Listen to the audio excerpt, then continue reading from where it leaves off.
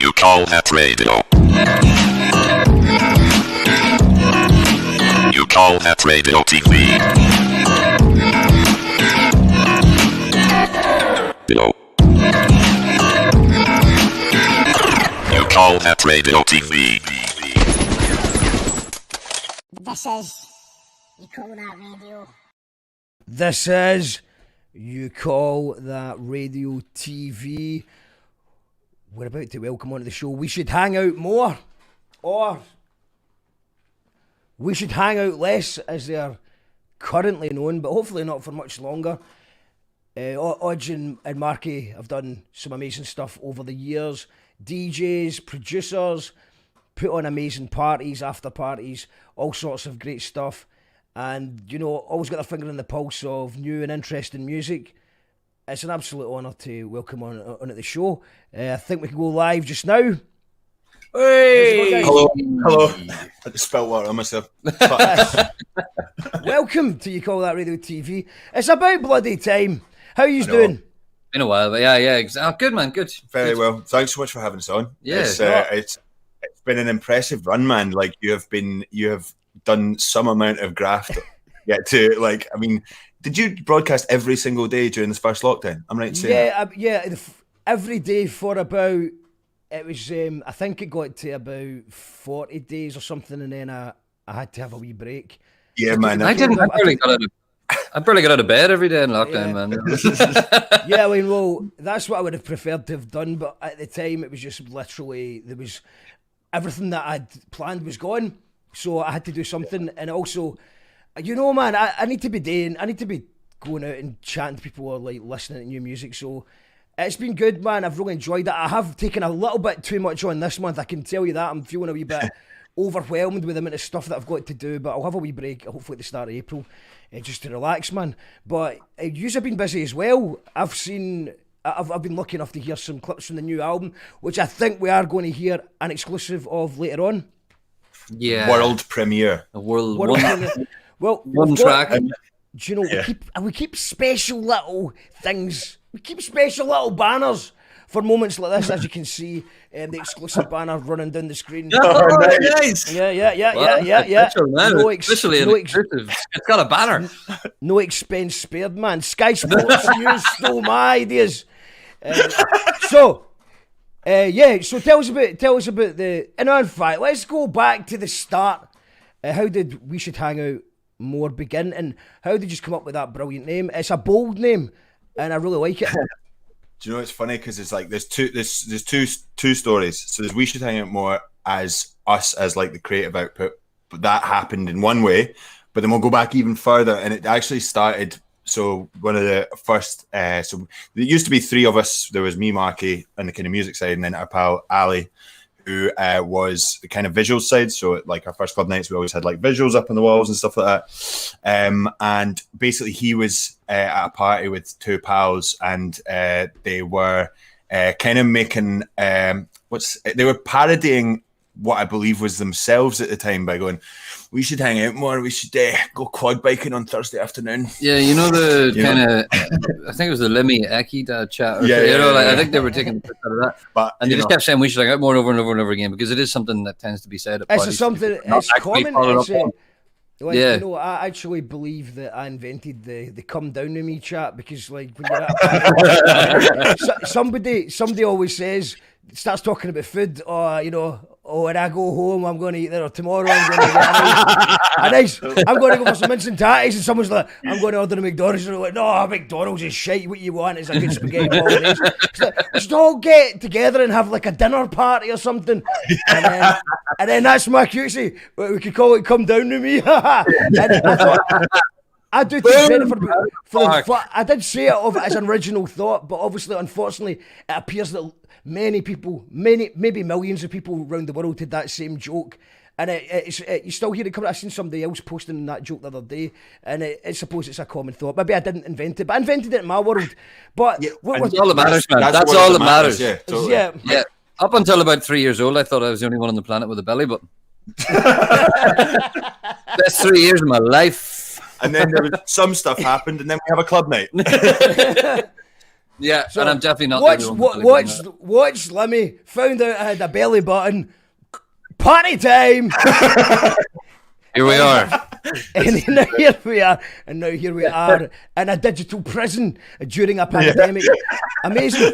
So so it was a party chat, and then our friend Ali Badia, he came to me and said, I want to make a club night called We Should Hang Out More, because he knew I DJ'd, and then I knew Odge DJ'd, and I said, let's get him on board because he's really tall, if nothing else.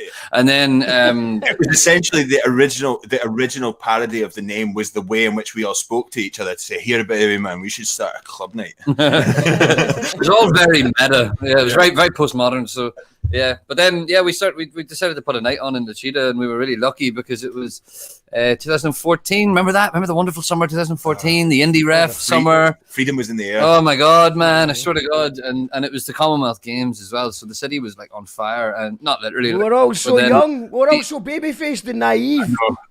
Little did we know, but yeah, we held a night in the Cheetah, and it sold out. The first night was, it was rammed, like couldn't move. It was a bit of a. We were like, maybe we could do something with this. Actually, this isn't a bad idea. How did it sell out so quickly? Was it the curiosity of the name, or just because it's your first? Well, I think there was the Commonwealth Games really helped. Commonwealth Games, all that would help. Yeah. I mean, we had like a lot. But La Cheetah had the extra extended license, did it not, as well, during the Commonwealth Games? Wow, and the running track as well, which really helped attract athletes. So we had this running track. We had a wee bit of shot put in there, and then about 200 of our pals to make up the numbers, and that was us. Jamming. Yeah. There was at least. I mean, there was someone. It was the Commonwealth Games. There was lots of former colonies. Yeah, and I can say that because I'm Irish. So yeah, it was. Yeah, and we just kept going there and doing it monthly, and then people started booking us under the name We Should Hang Out More, and then Odge has been he's been involved in the production of electronic music for a long time. I've studied music at university, so I thought we'd start making tunes together. That's how we fucking live together. Can't get rid of them. I was at one of the ones at La Cheetah, and I'm sure it was the Commonwealth Games because it was extended hours, and I remember just like the opposite feeling of normally you go to a pub, time flies by, and like you're like, oh, is that 3 o'clock already? But I just remember like being in a pub and it's like, it's still going on. There's just something. It was an unusual like extra time. It was like the referee had blown for extra time, and I went downstairs and I think I caught a bit of just the very end of it, and then I seen you. It's animation show you did at Stereo as well. Was that a residency you had there, or was just we kind of split. We split it between the two. In the early days, we started with.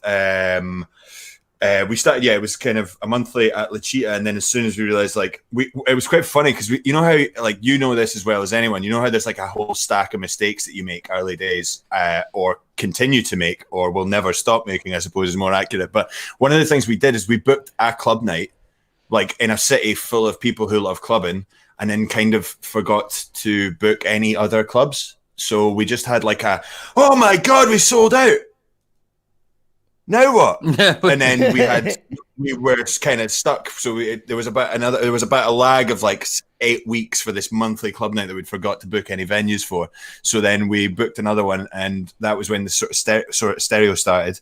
But we had very big wide eyes at that point. We were like, oh, we just sold out this one time, and the only reason for that is that, it's probably something to do with like us and the night and stuff. And so this is just going to happen every time. So let's just go to SW3, and then we'll start looking at the hydro. That's just about finished being built. And, and then so there was a few sobering moments because you can't, you just learn lessons, don't you, with club nights? You just learn lessons with promotion. Also, I think it's it just happens with in the band scene and DJ scenes constantly, is that when you've got a new night, there's just an excitement in the air, and all your friends and fans turn up for the first one and stuff like that, and then you end up clashing. Because when you're booking something else. You're like, oh no, a bad clash, and it's even that was like a really good night that we're up against. That Oh man, we once. I remember one that was funny is when we had Berkeley Suite. We had one of our favorite acts, an act called Session Victim, and it was like we'd announced it, and we were like, I think it was the early part of December. Optimo had started doing only like 1 a quarter, and the rest of the time they're playing in Japan and stuff. And we were like, whew, don't need to worry because Optimo won't be on. Optimo literally booked the Kohinoor next door.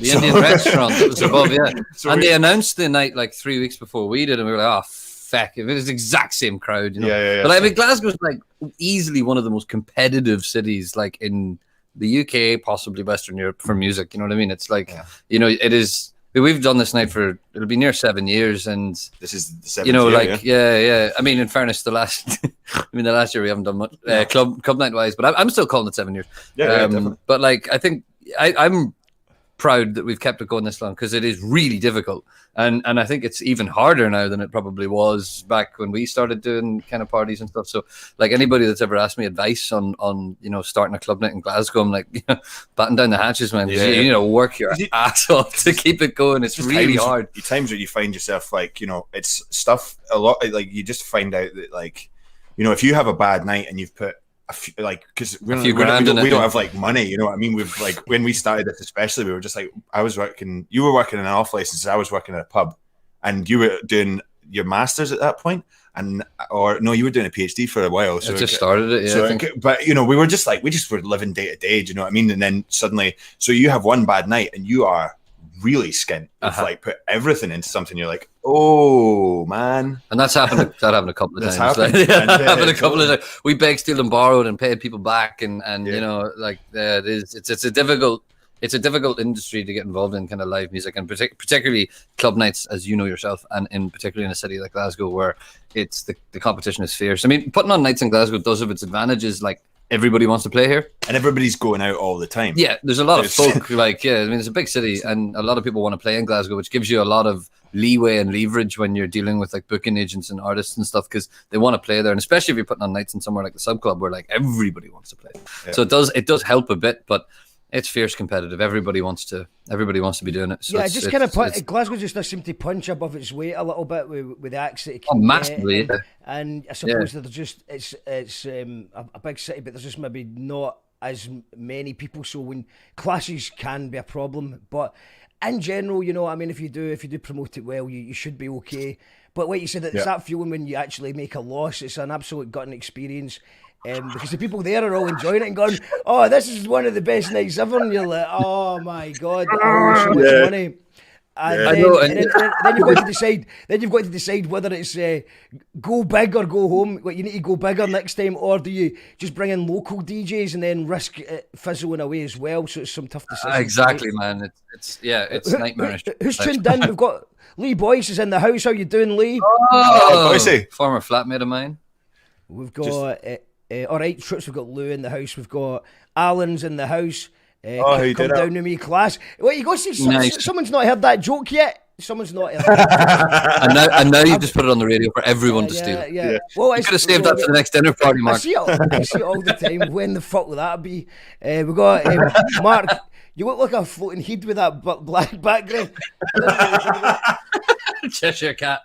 You know, this is one shopping trip that I went in the last year. I got 2 t-shirts that were on discount. Chinatown to New York, which is obviously, it was reduced quite instantly after COVID, and then also another t-shirt which was Good Vibes 2020, and I had to buy Good Vibes 2020. So that's been our hashtag for most of the year. I got the best t-shirt today. It just arrived in the post this morning. I need to show you. I wore it especially for this occasion.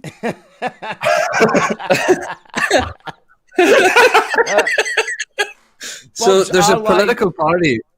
There's a political party in America that believes that birds aren't real. That the American government in the 70s wiped out the entire avian population of America and replaced them with drones. So they're called the Birds Aren't Real Party. And they're like fairly legit, and they sell merch. There's a pigeon, and it says "I am a lie." So as soon as I heard about them, I get it, man. I get it. I mean, I don't subscribe to the belief that birds are not real, but I do remember having a hash yogurt once and being a bit suspicious of my cat, and so I get it. I know. Boise likes birds aren't real. Are penguins real? Like, have they made penguins into drones? Like, what the fuck are they looking at? You don't need to talk too close, just FYI.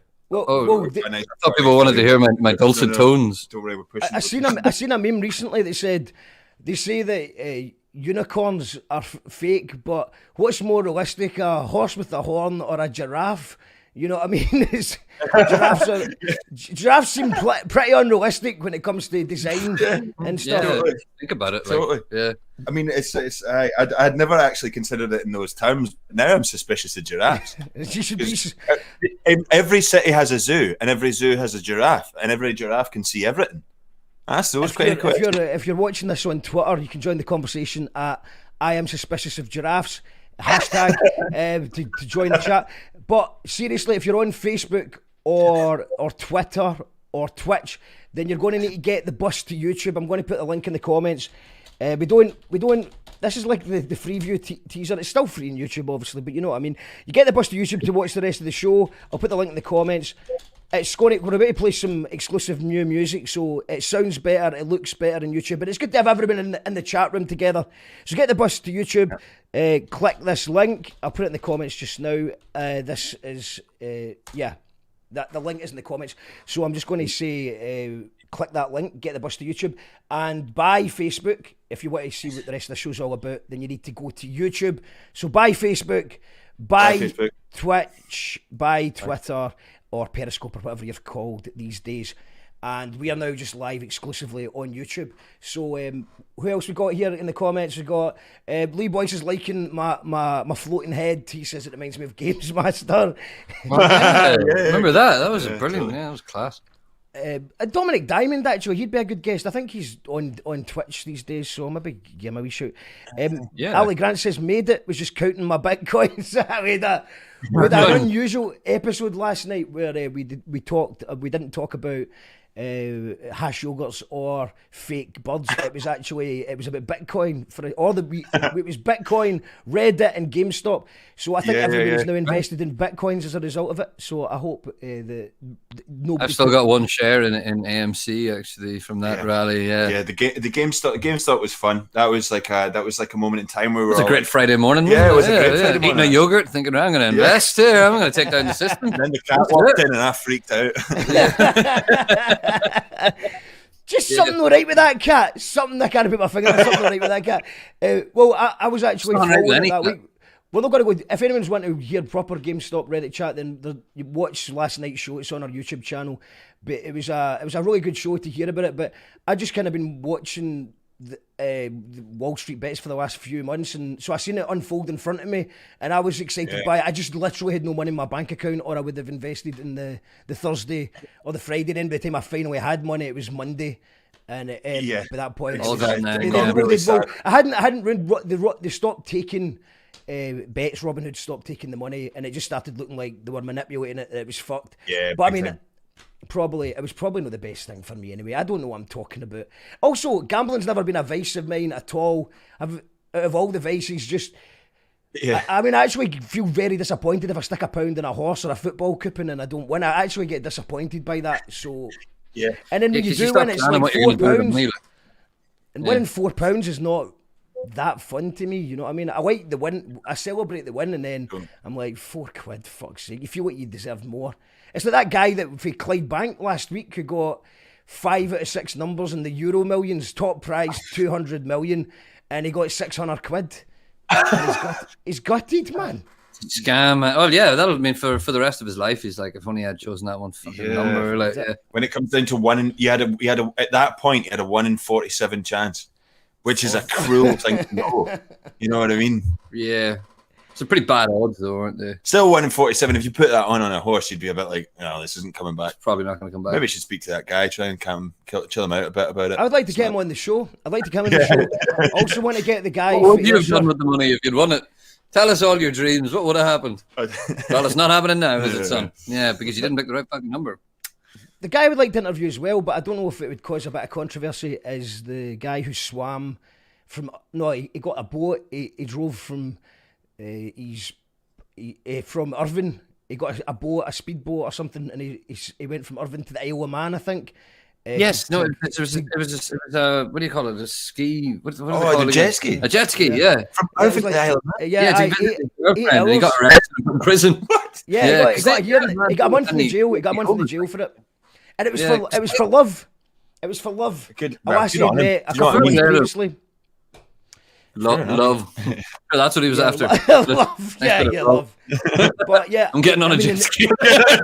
At 2 a.m. Yeah, exactly. But the comments, the guy's getting kind of puts me off it. Like, I don't want to encourage people to get on jet skis for 8 hours, but I don't know.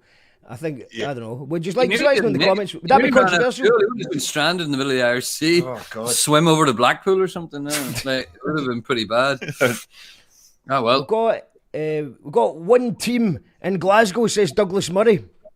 Partick Thistle man. He's a big Thistle man. He's a big Thistle man. We've got I don't think just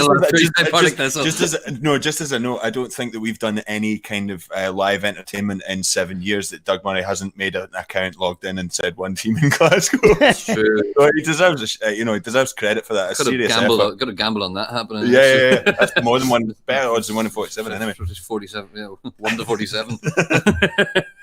Jet ski.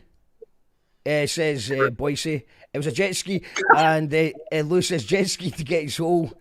Yeah, we were dancing around the issue, but yeah, that was what it was. We've got what's Periscope? Periscope is like it was actually one of the first live streaming.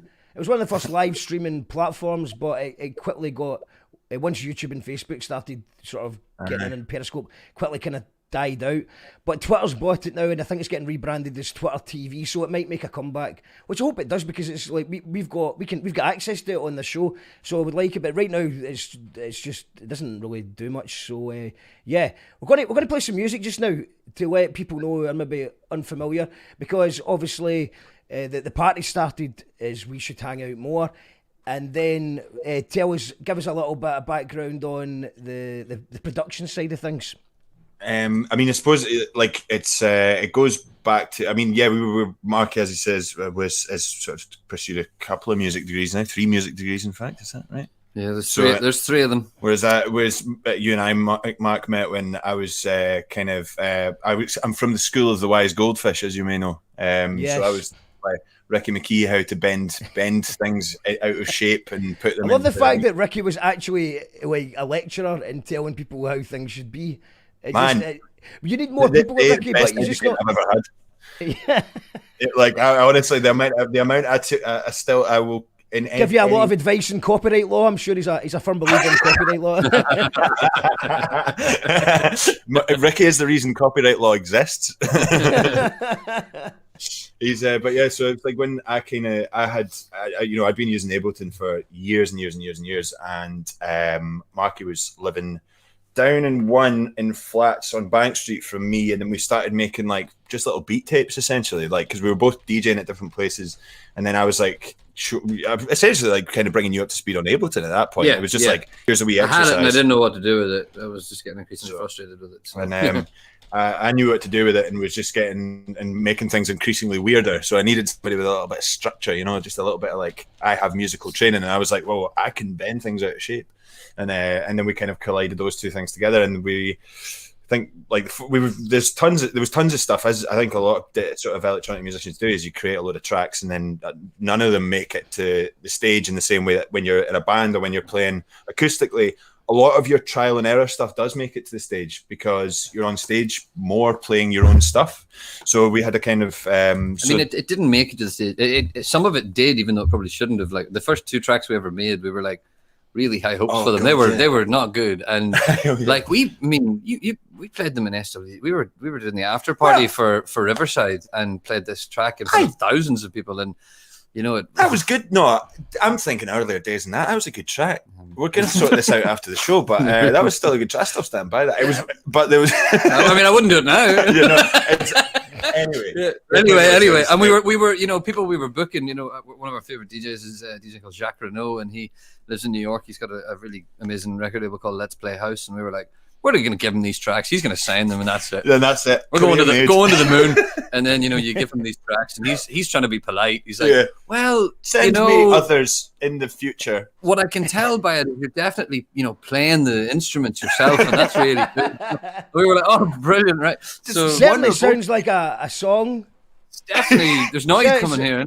So, yeah. One or both of you on a computer. That's really cool. Yeah, Like, had to kind of rein it in a little bit, but then it was the end of 2018, I think, was our first EP. A couple of kind of disco edits on Midnight Riot, and it got reviewed in Mixmag. Actually, it got a 9 out of 10 for the debut release, and that was very. That's a name drop. That's a name drop. yeah. Is it 9 out of 10 in Mixmag. Name drop. You call that radio? No, I Sorry. didn't know that. Oh god! Is there any other animated things that happen if we say certain? Not words, enough. or- There's not enough. That's really Okay. all I've Okay, got. right. I've got. Not. We're looking for more though. If anyone's got any ideas, that'd be good. Okay, cool.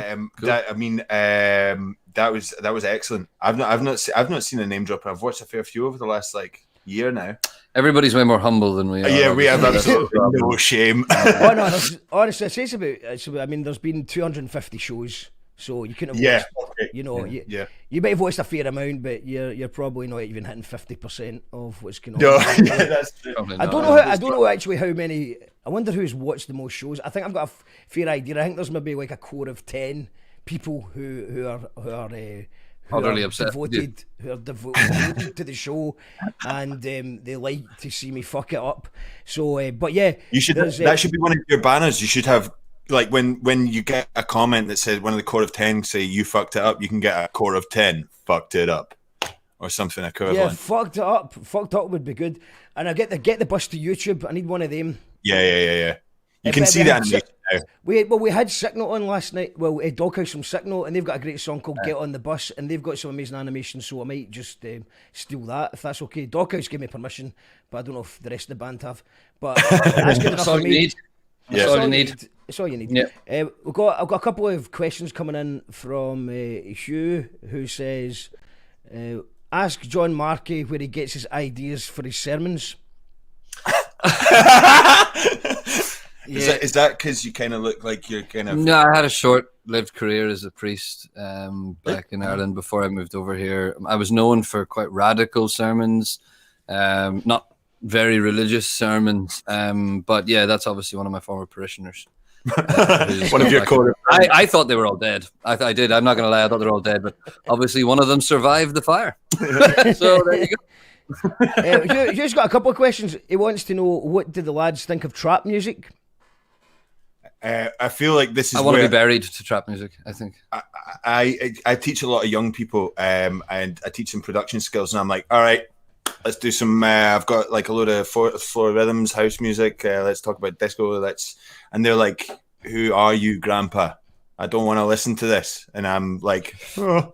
So I feel if I had a one word answer to trap music, it's intimidated, but learning. Scary stuff. Yeah, Those hi-hats, man. It's Those hi-hats are so tinny. You just never know what's going to happen next. I feel like it's like one of these things. It's such a kind of an evolution of hip hop that like I feel has aged me. Do you know what I mean? Like Okay. it makes me feel as though I'm behind the times. It would be my. Well, you are. I probably You are am now. bad Yeah. times. I'm older than you, and I'm way more. I've got my finger on the pulse. Well, I know what the Harlem Shake is. Do you know what the Harlem Shake is? Oh, yeah. What is the Harlem Shake?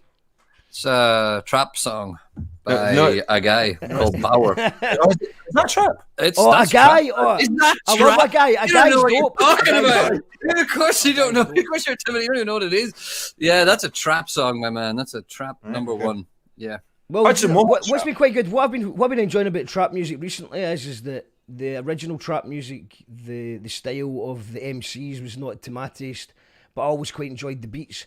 But what's been quite good is watching some really, really good lyricists and really good sort of more traditionally boom bap MCs going over trap beats and doing some really interesting stuff with it, because you know. So I think that it's good. You know, I've even had a wee shot over a couple of trap tunes. Certainly not influenced by any actual trap MCs as such. Just kind of doing my thing over a nice beat, because some of the production is top notch, and that's what people want now. And it's just production.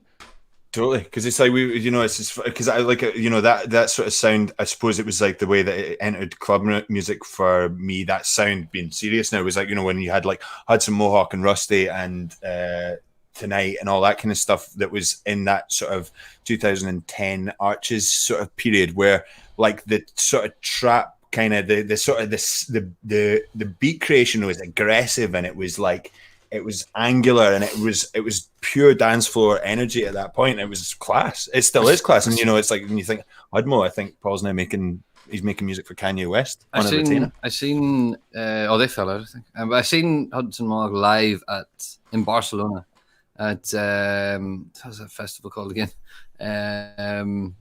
Sonar. And he did a live set with like band members and stuff, and it was honestly mind blowing. Like the live set with the lights and stuff, and the crowd that were there, it was unbelievable. It was one of the best things I've seen live. So wish it did more. Yeah, wish it would. Yeah. Well, I mean, now's not the time. Maybe. Now is not the time. Theresa May would say. Theresa May would say now is not the time. Did you feel like you had to make this "We Should Hang Out Less" banner? Yes, because we feel like the pressure was on you. Well, we released our third EP on Midnight Riot at the very, very start.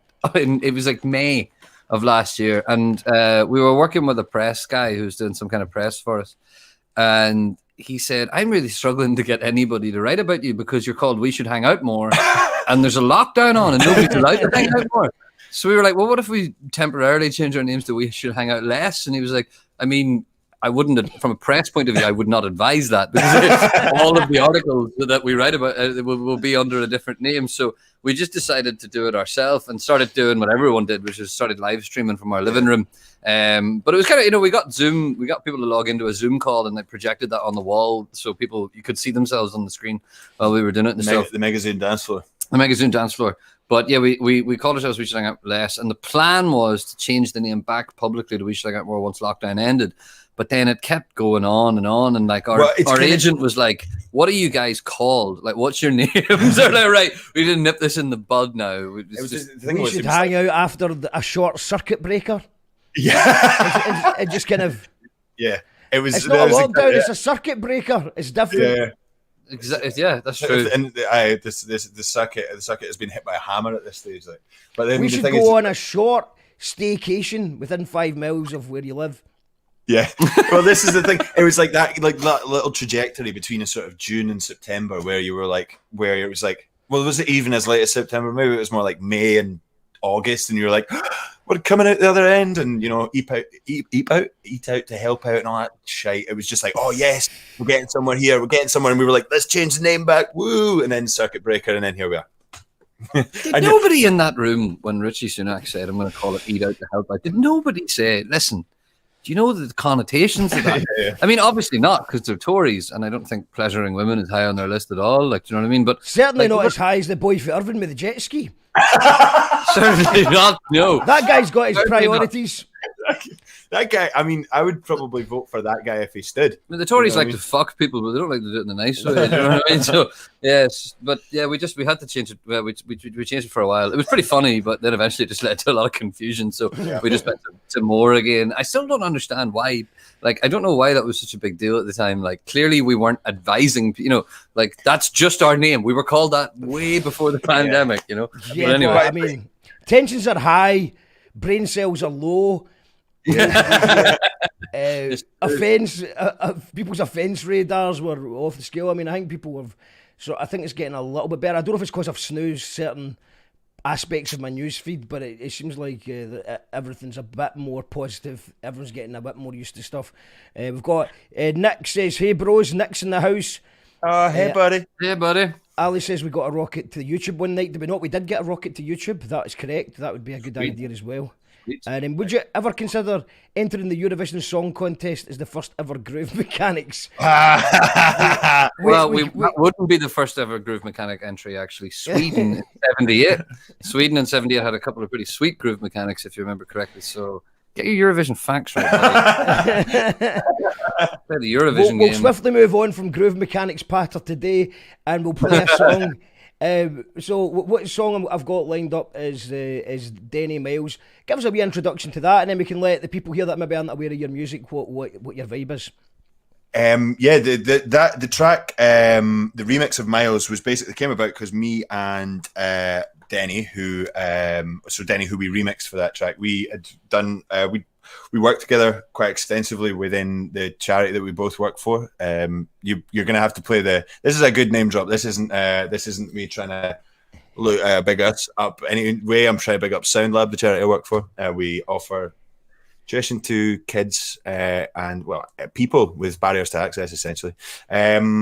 And so Denny and I had worked together loads, teaching all over the place, and we did a lot of miles together in a car because we were doing like a care review tour thing. It was great fun. But we basically, she's a brilliant singer, she's a brilliant songwriter, and it just kind of one night we were talking. Oh, you should send me stems and we'll do a remix. And this was kind of, we worked on it for ages, but the track kind of came out. It was we were mid-pandemic at this point. It was like, well, we kind of got together through a charity that we're both really involved with, so let's use this as a vehicle to make some money for some charities that really need it right now. So it's still available on Bandcamp, and the proceeds still go to Crookston Community Group, who help to kind of like establish and naturalize refugees, and some of the other half of the profits go to Médecins Sans Frontières, which is Doctors Without Borders, and they were basically providing like COVID treatment to people that couldn't afford it all over the world. Yeah, amazing it's probably stuff. probably worth saying as well that, you know, a lot of the music we make is to be played in clubs, and it's for DJing purposes and whatnot. But because of the lockdown, like there wasn't any point really in kind of we've been working on stuff that we can release when clubs are open again. But it's a really nice opportunity to make music that wasn't just full on kind of clubby stuff. And this is kind of a precursor to the album that we're working on at the moment. We're making an album that's kind of in that similar vein. It's quite chill, bit of hip hop, little bit of house, kind of, you know, even a bit orchestral as well. But I'm sure we'll talk about the album later. But this is a kind of a precursor to it, making kind of more streaming music, I suppose might be the term, and kind of a bit more chill in these kind of times. So that's kind of thing. And we made this Odge cycled to Loch Lomond one day, as I think everybody did during lockdown, at least one stage. Yeah. Well, I got the train, but I cycled when I got to the other side. That's it. Yeah, we got from the south side of Glasgow to thing, and he had a GoPro and just sat his bike down while he had lunch, and the footage that the GoPro took was actually really, really nice. So we just turned it into a video. Turned it into a music Thank video. God for Loch Lomond. I mean, I think that was. I'm sure the locals didn't really agree with the invasion of Glasgow, but it was, for us, it was good that, I mean, we're lucky that we do live in a close enough to go there over the summer. Totally. So it was amazing. That was probably my highlight. I'd a couple of times in Loch Lomond and a couple of times in Wince and Dumfries, and that's pretty much the only time I've been really out the city. So big up Loch Lomond, and I'm just going to big name drop for Loch Lomond. Without Loch Lomond, it's name drop. What would people do at the end of a Scottish wedding without Loch Lomond? Let's check it out, and send me the link to buy this, and I'll put it on the screen, mate.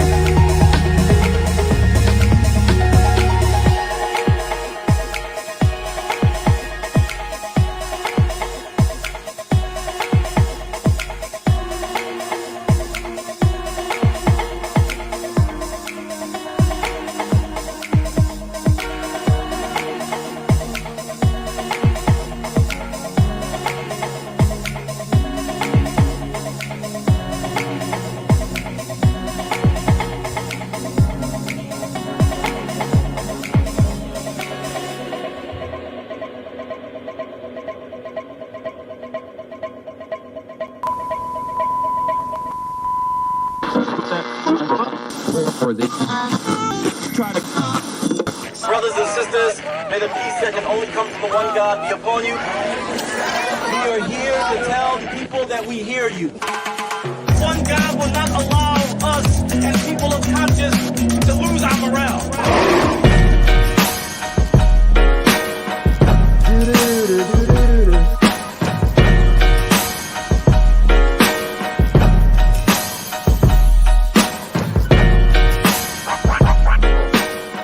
Powered by our patrons.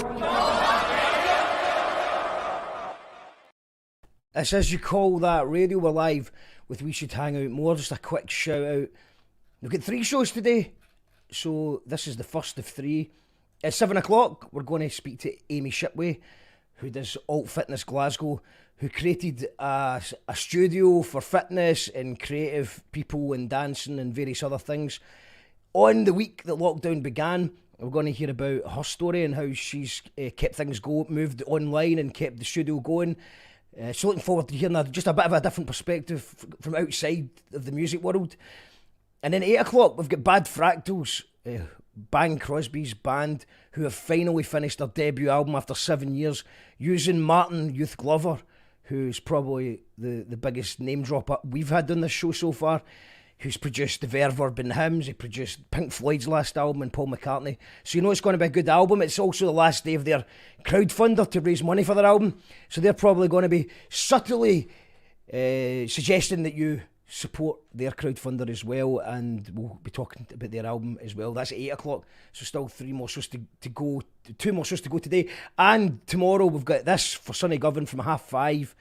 It's just a whole bunch of live performances from the likes of Colonel Mustard, Respect BA, Loki, everyone, Minerva Wakes, Becky Walsh, everybody. So that's tomorrow from 5:30. It's going to be a long show. Looking forward to it. We just heard Denny there. Miles remix from We Should Hang Out More. Absolute cracking tune. We've got a comment. Alan says he just bought this track. Brilliant stuff. Oh, thanks. You can know that money is it's going to, because those two charities are still doing incredible work and still need support because we have a terrible government. So thanks for buying That's it, man. There's just so many fires that need putting out just now, isn't it? It's just like, and it's that's just, the feeling, man, for sure. And it seems to be falling on like everybody to do it rather than like the people that should do it. You know what I mean? Like, you know, like people are meant to pay taxes to try and help with this kind of shit instead where, you know, 100-year-old men are having to walk up and down a garden to raise money for an NHS. You know what I mean? But like and that, people are proud of that. I know. It's such a PR sale, isn't it? It's mental. Like happening? I know, but I don't know. I think there's just a kind of a delusion in a lot of spheres at the moment. But it's probably worth saying that that track was the first release on our record label that we've launched. That's one way we've kept ourselves busy during the lockdown. It's called In the Event of Capture. And if you want just to highlight that again, because Martin Windybank, the legendary Martin Windybank series, says, what was that track there? Class Electronica. Well, the link is in the event of capture.bandcamp.com, and the track was Denny Miles' We Should Hang Out More remix. So you can download that, and all the money goes to the charities that were mentioned there. Martin's saying awesome. And Chris says, I'd play this at the end of my wedding instead of Loch Lomond. That'd be a good wedding. Oh. Marry me, Chris. It might be calm everyone doing a little bit. Yeah. Ending with rather than just having like a big massive finale and then telling everyone that the bar's closed. It's a cruel blow, isn't it? It's what being Scottish is all about, though, isn't it? You have a massive finale, then the bar is closed. Yeah, they actually put the shutters down and they do the tills. They sneak away while everyone's on the dance floor for that. Yeah, it's also quite a good system. It's quite a good system as well to get the bar staff out there before anyone complains. But yeah, so with regards to the label, man, they're in the event of Capture. What's been getting released, or what's about to get released on that? Well, we've got some. I mean, we released a various artists LP, 16-track EP at the end of January. It's called Helios City, and it's based around a kind of a concept of an intergalactic Singapore, I suppose. This kind of like this station in space where lots of different alien races trade and barter with each other. So it was a friend of ours that we know that's really into modular synth music and modular synthesis, Ali Skivington. He goes by the name The Unperson, and he kind of collated it all, and we threw 3 of our tracks onto it as well. So it's actually really interesting music, and that's what we're kind of trying to do with the label, is to release. We're trying to release more long form stuff, kind of long EPs, albums, that kind of thing, maybe stuff that's a bit left of center, a bit kind of left field. But stuff that has, I mean, the thing I suppose it comes back to is stuff with a bit of a story. I think sometimes in electronic music, it's just like kind of just pumped out bangers, like, which don't get me wrong, I love a big banger, but like it's more just like it's trying to just delve into a wee bit of like the kind of story aspects that people write from. So like the one that's coming up, Rob McLeod, who's a friend of Marky's and a friend of mine now as well, after meeting him on Sunday outside, socially distanced, of course. That should have a banner, socially distanced, of course. Well, yeah, we met him outside in Partick to take some photographs because his EP is called Partick, which is the Gaelic for Partick, and he see his history is interesting. I think that his during the Highland clearances, his family were forced to move down to Glasgow, basically. So he's got a strong ties to the Isle of Lewis. That's where he's from. Between that and Partick, so he's written a 5-track EP that we're putting out at the end of March, and you've got one of the tracks right there, Mark. So I'm sure you'll play it later. But he's really talented. So we've got that coming out, and then we've signed another album. An 11-track album again, which seems to be the lucky number, from a producer based in London called Wuka, and it is phenomenal. It's an absolutely phenomenal album. He's a teacher in a series of schools in East and North London, quite run down, socially deprived areas, and his entire the album's called Flesh, and it's about knife crime, basically. And he's interviewed lots of kids who've been involved in knife crime, who's had family members killed or brothers in prison. He's interviewed parents of people who've been who've suffered through knife crime as well, and he sampled all of that throughout the album, and it is really, really, really good. Totally stunning. Like really stunning amazing work. Piece of work. So we're like super, super excited. That's coming out at the end of September. We have a few other things in the pipeline. But our own album as well is going to be released likely on that label as well. So there's lots of stuff coming. We just felt that was the next logical step. You know, I think it tends to be in the electronic career is to look at doing a label, and we just wanted to do. There's lots of amazing labels in Glasgow, lots of amazing labels in Scotland and the UK. We just wanted to do something just a little bit different, and kind of put a focus on the narrative behind the music. That's the kind of the idea behind it. Absolutely. I've been lucky enough to hear some of the album stuff. There might be a Jackal Trades collaboration. There might well be. There might well be. You're really putting that name to use, aren't you? Exclusive banner. Exclusive banner. Exclusive banner. Oh my God, exclusive. Exclusive Yes, banner. there might be a certain mark on the album. Yeah, maybe, Someone's left their mark on the album. Yeah. Well, I actually just wrote, like, as soon as I heard that, I wrote and recorded something within half an hour, because otherwise it goes to the back of the queue of my head, and there's just all these, you know, that way where collaborations just, like, I know that I've recorded loads of collaborations that just never see the light of day, and also I know there's all those collaborations that you say you're going to do and they never really happen. So I was just like, right, if I make a start in it, then that means I will be inclined to get it finished. So yeah. Hopefully make something good with that. And I was also want to ask you about the with regards to you said you were doing the live streaming thing. How did you get on with the copyright robots? Oh, badly to begin with, but then it's I remember the first one we did. You and I went out for a cycle, and I said, "Listen, you need to try and avoid really, really, really famous songs because they're gonna get the thing. They're gonna get clipped straight away."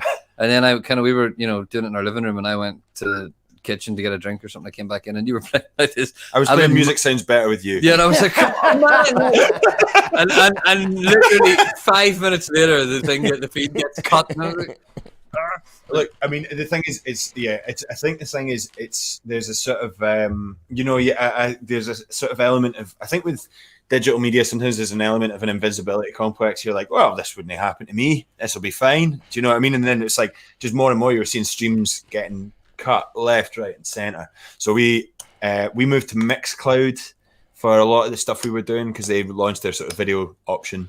And so Mixcloud got around it all by paying the artists. Paying artists. Yeah. Why doesn't Facebook? Has Facebook never thought of that? Maybe just pay the artists. And I mean, it wouldn't be much, especially at a local level.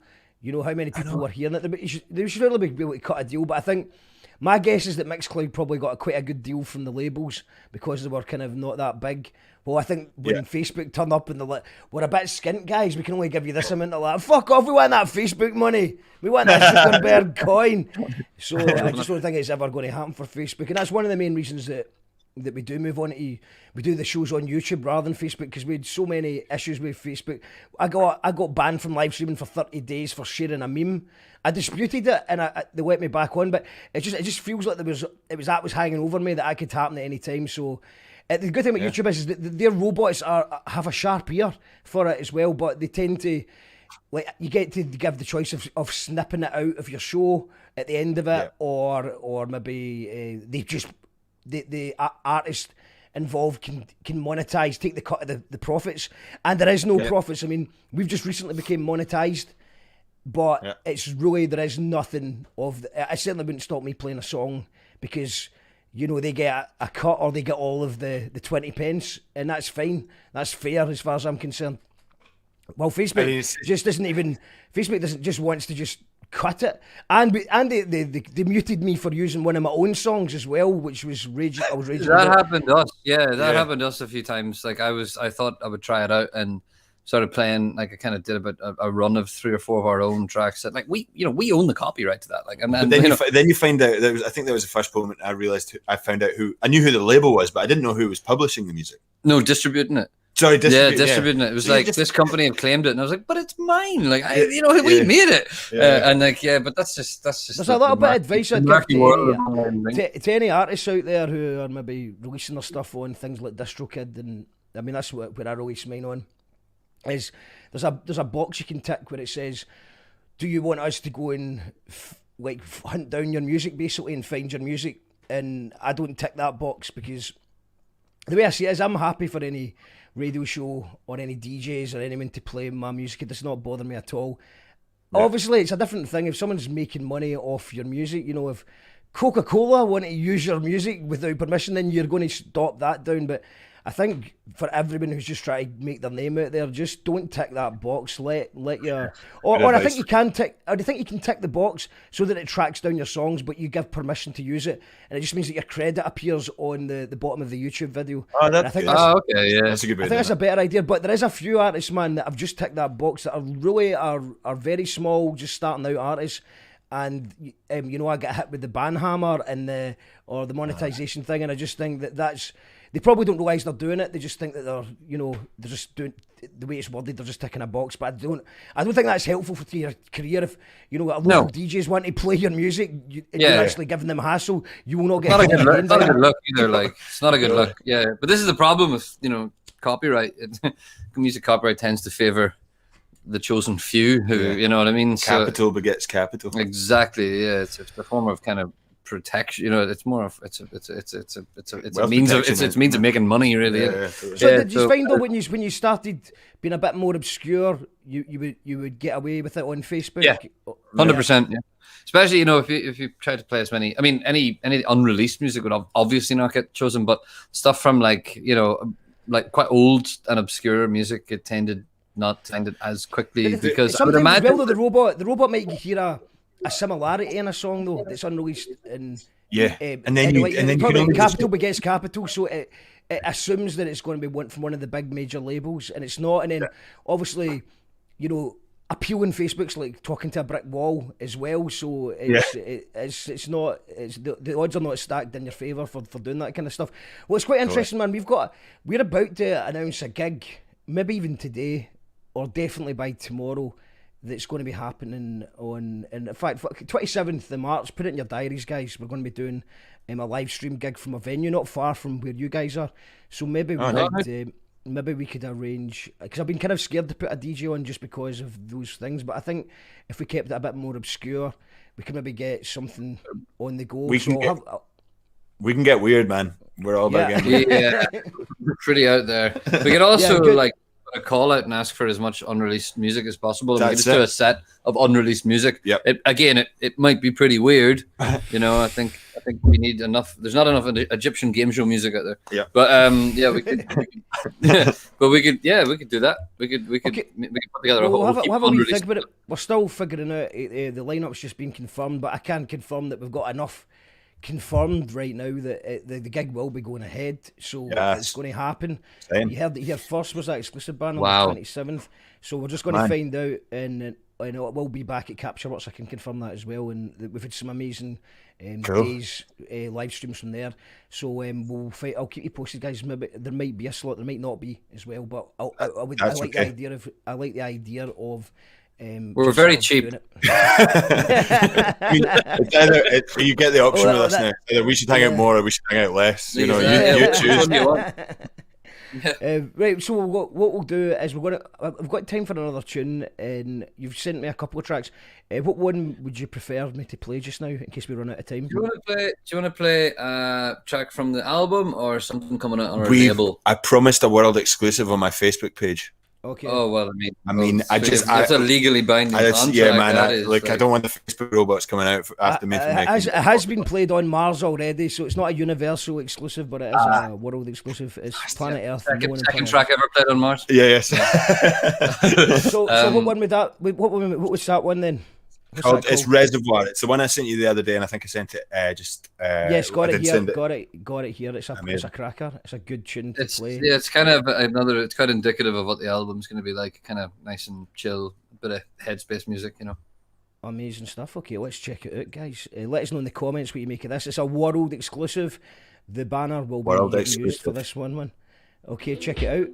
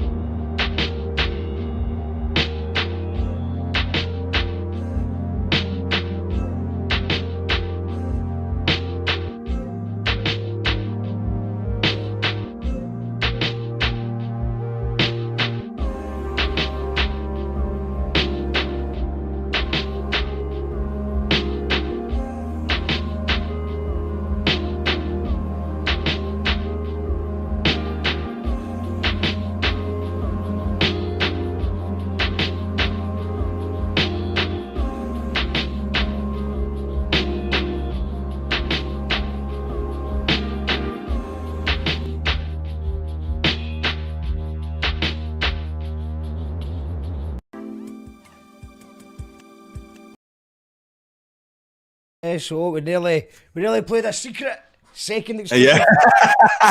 You don't want that coming out yet. No. No, you don't want any space whales in your garden.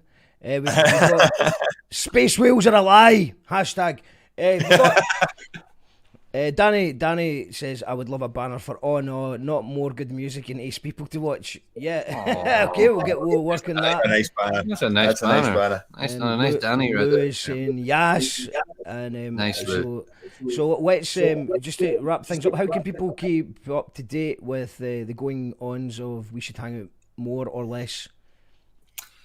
We should hang out more or less. Was that not like that was essentially like the messaging coming out of the government in like August of last year? More or less. Yeah, I mean, not our fault. So if you want to hang out with us, then get on our Instagram page. It's We Should Hang Out More. Get on our Facebook page. It's We Should Hang Out More. Get on our SoundCloud. It's We Should Hang Out More. Get us on Spotify. It's We Should Hang Out More. Get us on. When we're back to normal, we still hold residencies at the Berkeley Suite and the Sub Club. I hope so. Yeah. Sorry, Insta, Facebook, Spotify, and what was the other one? SoundCloud. Got it. You can check out our label on all of the above addresses as well, except change We Should Hang Out More to In the Event of Capture. And yeah, you'll find us there. Amazing stuff. But all over the internet. All over the internet. Smoke signals. They take smoke signals, carrier pigeons, Yeah. public toilets, Yeah. anywhere. Get it added.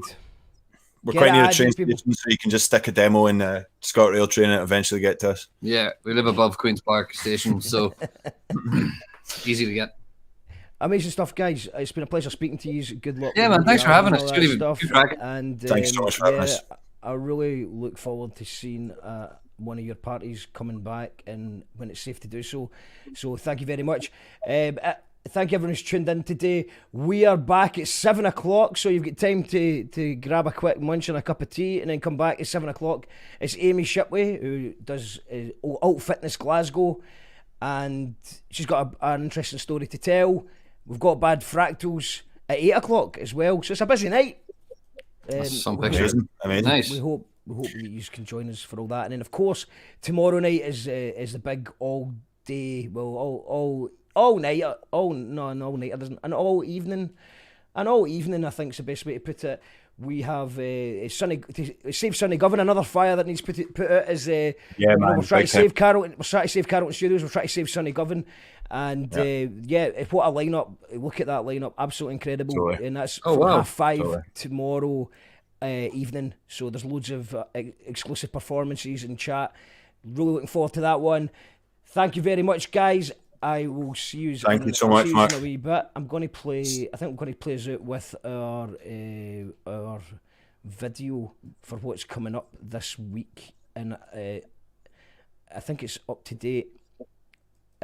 Yeah, congrats on the Jason Williamson book, and that's going to be a great show as well. Sleaford Mods on You Call That Radio. It's really excited for that one, man. It's like I genuinely. One of the names that just makes sense for this show, so hopefully Totally, that'd be great, man. And man, I've always wanted to get a chat with him, so it's really looking forward to that one.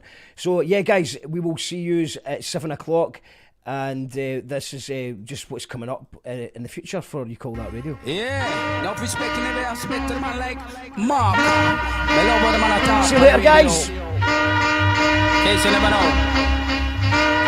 You call that to radio. Call that the radio.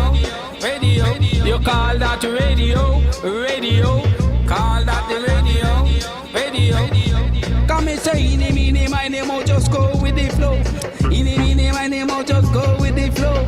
Till you miss a mark, now go bend down low. Till you miss a mark, now go bend down low. Boom.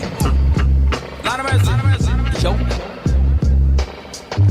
You call that radio. You call that radio. Come and say, don't you be another man, I'll go lose your head. Say, don't you be another me, say, I'll lose the head. Me say, radio.